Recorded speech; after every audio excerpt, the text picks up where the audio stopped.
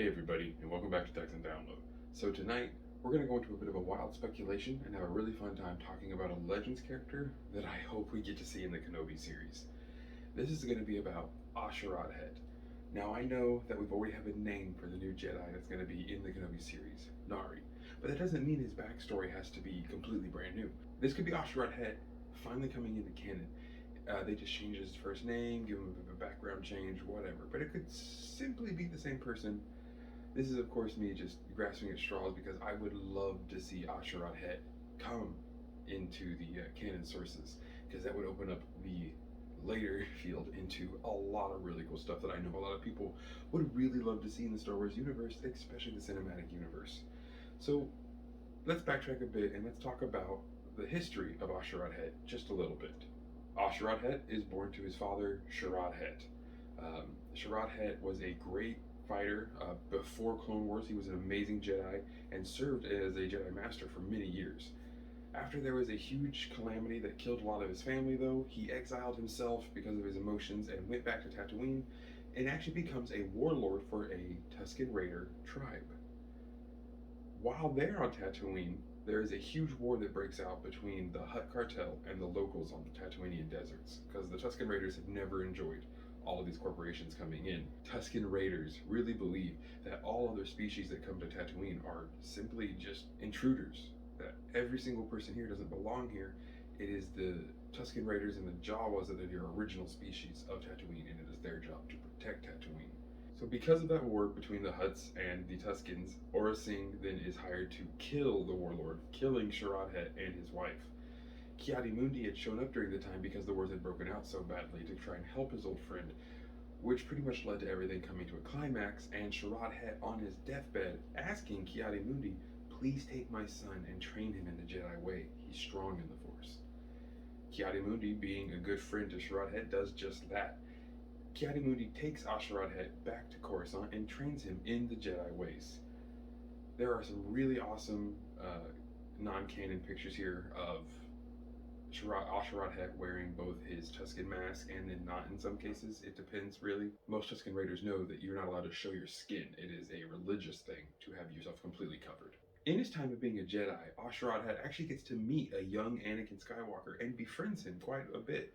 Anakin really looks up to Asherad Hett, since Asherad is a front lines kind of a general. He doesn't want to lead from the back. In all of his incursions and all of his tasks, he's a very frontline person. And including into the Clone Wars, he will be a very frontline fighter. Asherad Hett will survive Order 66 and all of the Clone Wars, making his way back to Tatooine in his exile to become another war chief for another Tatooinean Tusken Raider tribe.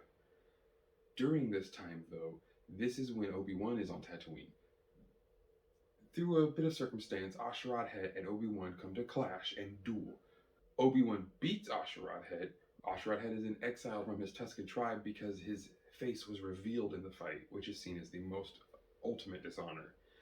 So in his exile, Asherad Hett then leaves Tatooine, travels to Korriban, and is a bounty hunter now on one of his missions. This is when he will meet the Force Ghost of Zhou-Zhan, one of the ancient Dark Jedi who first left during the Great Schism and become the first Sith Lords. He will learn of the Sith through her, but he won't actually fall completely to the dark side until after the Yuuzhan Vong invasion. The torture that Asherad Hett takes throughout the Yuuzhan Vong invasion that leads him to then fall entirely to the dark side, becoming who we know as the powerful Darth Krayt in the Legends Dark Horse comics. I am super excited to get into an entire video just about Darth Krayt and all the crazy stuff he goes through. But guys, I'm really hoping that we get something kind of like this out of Nari in the new Obi-Wan series. Or honestly, can we just get Asherad Hett? What would really bring an Inquisitor to a planet like this more than an ancient Jedi Master who is leading a Tusken Raider tribe? I understand, the Inquisitors will hunt down any Jedi.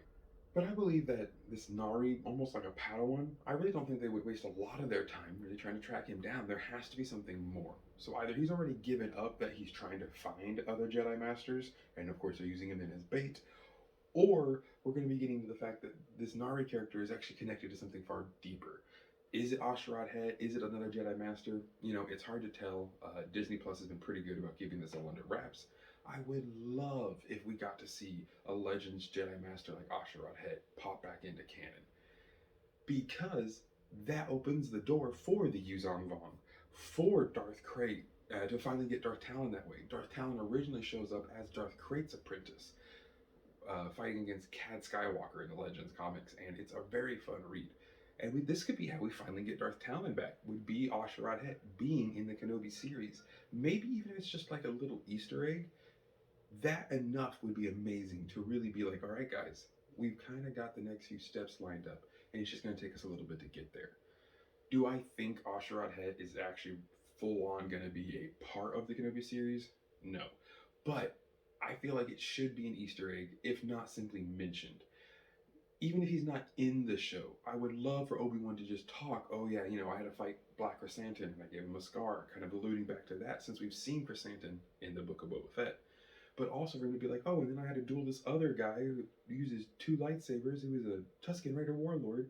Just a name drop, just a little something to tell us Asherad had existed on Tatooine at this time would be so phenomenal.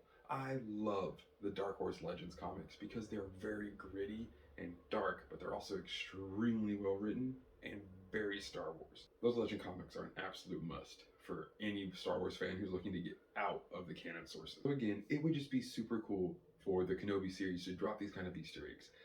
Or maybe not even fully just admit to Asherad Hett being canon, but just a little like a Tusken Raider mask with 2 lightsabers near it. Like, what the hell is that doing there? That is definitely a nice little Easter egg or a little jab at Asherad Hett. It'd be so cool for Star Wars to do these kind of things. But again, all of this is wild speculation, but that's what we're here for. We're here to talk Star Wars and have a good time. If you'd like me to do a much more in-depth video on Asherad Hett, pretty much more of his Darth Krayt side now, because I've covered most of his early life, let me know down in the comments. If you'd be excited to see Asherad Hett pop up in the Kenobi series, let me know that as well. If you have any other general questions or comments, of course, I'm always willing to answer, and I love hearing from you all. Don't forget to like, share, and subscribe to the channel, and I look forward to talking to you all again soon. Have a lovely evening.